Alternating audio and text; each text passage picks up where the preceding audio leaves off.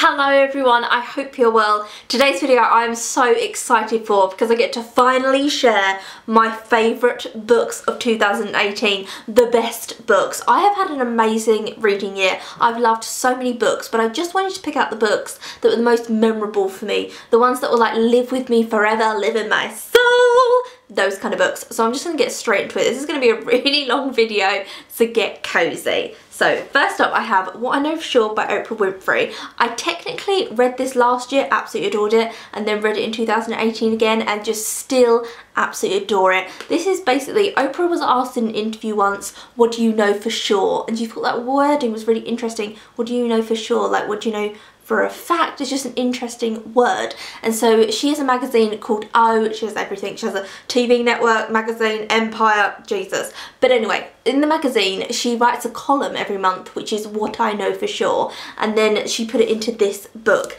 and it's just full of life lessons. It's stuff about her life and the trials and tribulations that she's been through, and obviously she's from a very poor background if you look into her childhood, and she is like massively successful billionaire now. And so it's a really inspiring book, but it's also such a human book about human pain, grief, emotion, love. It's just absolutely gorgeous. I love it. It's like my Bible, I've said before, because it's so lovely just to live by. It's about like kindness and strength. Love it. Absolutely adore that.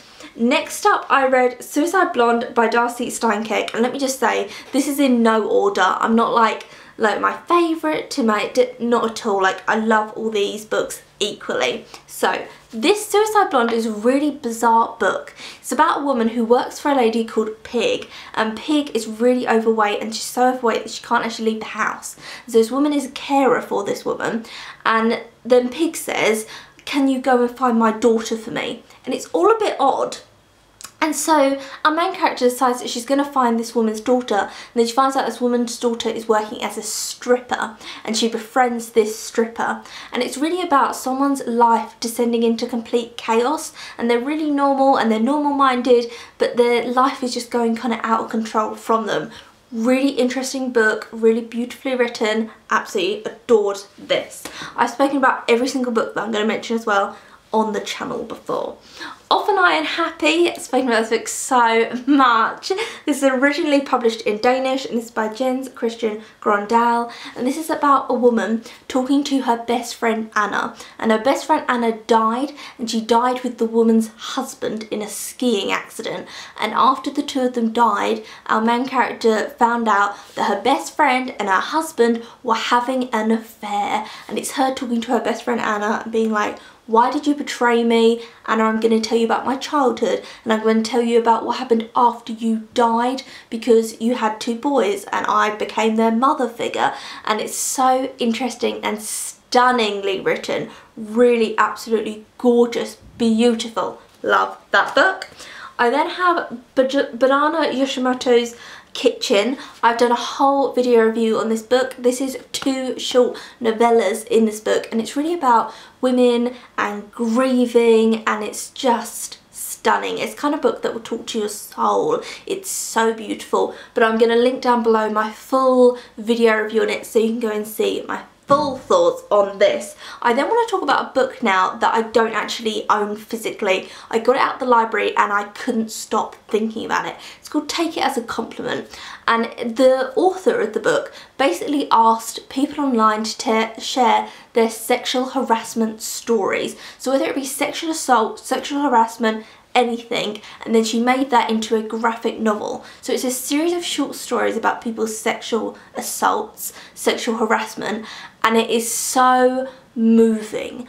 Honestly, I'm going to put up like some art from the book. It is so, all the different stories are different art styles, and it is just, it moves you to the injustice that happens to people, and also it has varying degrees of like sexual assault, so things you could tell the police about, and then things that you can't really tell the police about, things that are considered smaller crimes, but the mental damage that they can do to you. Oh, such a stunning graphic novel, so I definitely recommend that one. I then loved The Reluctant Fundamentalist by Mohsin Hamid. This is about, it's really interesting written, the way it's written, because you are a character within the story, you the reader. And so our main character is continually talking to you. Changes is continually saying stuff like, oh, the lights have gone out, don't stand up, sit back down, everything's fine, don't worry, continually talking to you one-on-one. So you think you are this American man in Pakistan, and our main character is telling you all about his life, and he's saying, I am from Pakistan, but I once went to America and I thought I could live the American dream. Let me tell you about our story. So then he's talking about he went to university there and he got a really successful job, and then he'll be put back in present day and he'll say stuff like, oh, our food has arrived. Why don't you try this? Or don't try that. Maybe your, Western stomach won't be able to deal with that. It's so intricately written. It's gorgeous, and it's really about how the main character came over to America, became very successful in America, but realised that he had to be American, that to be an immigrant in America is different because you're treated as like other, you're not really accepted into groups. And 9/11 happens within the book, and he said, I didn't think it'd be a massive thing. 9/11 obviously is a terrible tragedy, but I didn't think it would affect me personally. But he said, as a Pakistani man living in America at that time, I was automatically labelled a terrorist. And it's about the intricacies of that really heartbreaking book, but stunningly written. Cannot recommend this book enough. Honestly, like, live with me forever. I then read Heat by Sally Emerson, which I would say this book is about like female intuition, which never underestimate female intuition. Let me say that right now. I think it is a power that we don't even know yet. Like, it's such a strong thing. And this is about a woman who she's got this kind of new life, and we don't really know anything about her old life when the book begins. She's married and she's got a daughter, and then her ex-boyfriend turns up, and she used to live with her ex-boyfriend and kind of thought she'd be with him forever, and then he turns up in her new life, her new world that she has built. And then slowly throughout the book it seeps into things about her and her ex-boyfriend, and she just has this intuition that he is out to get her. And he says, no, you're living in Washington, which is a political, state of America, the top political state where political journalists go. He's a political journalist, her husband is a political journalist. So she's kind of lulled into this, like, it's just normal that I would be in Washington, it's fine. But her intuition throughout the whole book is like striking a match, like, no, I can tell from past behaviour that there's something wrong here. And it's so powerful about female intuition really throughout the whole entire book. And he's not doing crazy stuff throughout the book, but stuff is happening with her and she can't quite work out who's doing it or what it is, but there's no real indication to say that he is doing it. It's just her intuition. So it's not something you could go to the police and say he's doing it, because there's no proof, but her intuition, like how powerful that is. Loved this book. I tabbed moments within it where the writing was just so stunning, like absolutely adored that book there. I then read The Bloody Chamber by Angela Carter. This is a series of kind of fairy tales, but they're retold in a feminist way, and that's all I want to say about it. I say don't be spoiled on any of the plots of any of these stories. Absolutely stunning, stunningly beautiful. And I'm not a fairy tale fan, let me say that now. I don't really like fairy tales. I find them very repetitive, I find them quite irritating, but this, it's modern feminist retellings of them, gorgeous, absolutely adored them.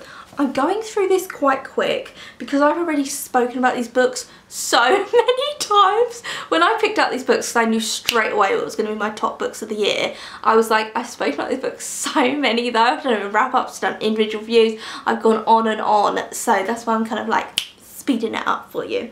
Also my bookshelf tours, like I've spoken about them as well. I then have Damage by Josephine Hart. This is probably my most talked about book on this channel because I just adored it. This is about a man who is an MP and it's all told from his point of view, and he is having an affair with his son's fiancée. He has met this woman who is dating his son and gets engaged to his son in the book, and just there's an immediate attraction to her. He's wildly attracted to her. She is like this young 20-year-old woman and he is like a middle-aged English MP, quite stuffy character. And it's called Damage because she is quite damaged, and it's really about the study of people who have had deep tragedy within their lives, and they're not spiteful, they're not hateful people, but they don't really have real empathy for other people. So she knows that what they're doing is wrong, and there's a bit in it when she says, I damage people and we're going to damage people doing this and I don't mean to do it, and you know she doesn't mean to do it, but she's just kind of, she's like floating around. It's like she's not quite real, but she's so real. Like, this really made me change my opinion on certain people, because you just think of people's actions like hers. She's having an affair with her fiance's dad. Disgusting, disgraceful. But then you find out about her past and you find out that nothing really means anything to her. There's no great meaning to her because everything she thought meant something to her was destroyed in her past. Oh, just stunningly written as well. Absolutely adored this book, and that is my most talked about book of the whole channel. I then have Speak No Evil. This I really loved. This is about a boy who grows up in America. He's living in Washington and his parents are both from Nigeria, and they find out that he is gay, and he's only just really worked out himself that he's gay, and then his parents find out and his dad decides that he is going to take him back to Nigeria to kind of turn him straight. So his parents are both from Nigeria and they're both very Christian, and they think that maybe he's gay because they've raised him in America and maybe America has kind of got into him some way, and that's the real issue. Just deals with so much within this, and I don't want to say all the topics it deals with because it ruins the plot of the story. Just so good, so moving. I cried throughout the book. I thought it was stunningly written. I thought the way it portrayed the issues and everything was just so beautiful. It was gorgeous. Loved this book, and I couldn't stop talking about it after I read it. Like, people were like, oh, what books are you reading? Because they know I have a booktube channel, and I was like, this book, Speak No Evil, you have to read it. And then lastly, this is The Diary of Frida Kahlo. Frida Kahlo, the artist, had many journals and diaries which she didn't want to be published. They weren't something that she thought was ever going to get out there, but they have, unfortunately. But I kind of love it because I'm a snoop. So you have her diary there, and then you have the English translations in the back. So they print a page and then have next to it the English translations and what she might have meant. A lot of this is up for interpretation because they're not stuff that she was trying to like convey to the world. They're just her thoughts and feelings. So sometimes she's just jotting down stuff and you don't really know what it means, but obviously to her it meant something. And then there's other stuff that in the back in the translations, it'll have say stuff like she'd just come out of hospital and she'd had this, and she also had her leg amputated in later life, and so I think a lot of the later stuff is definitely to do with that. And Frida Kahlo she was in a bus accident when she was a child, and she always had spinal problems and loads of different medical issues, and that she was bedbound for long periods of her life, and at the end of her life she got gangrene in her leg and she had to have her leg amputated, and that was obviously forced her into this massive depression. And in the last kind of journal entries you really feel this depression, and there's a bit in it when she's talking about Diego, because Diego Rivera, I can't say his name, but he was a massive famous Mexican artist as well. Him and her were together, and it talks about their relationship and how difficult it is for them at times because they got married and divorced and then got back together. And there's a bit in it where she says she's spoken to Diego about suicide because she's had her leg amputated, she's incredibly depressed, she's bedbound, and you have this feeling that she's just trapped within her own body, and she's tried everything. She's tried all these different operations and she's not getting any better, and all she's known is this pain.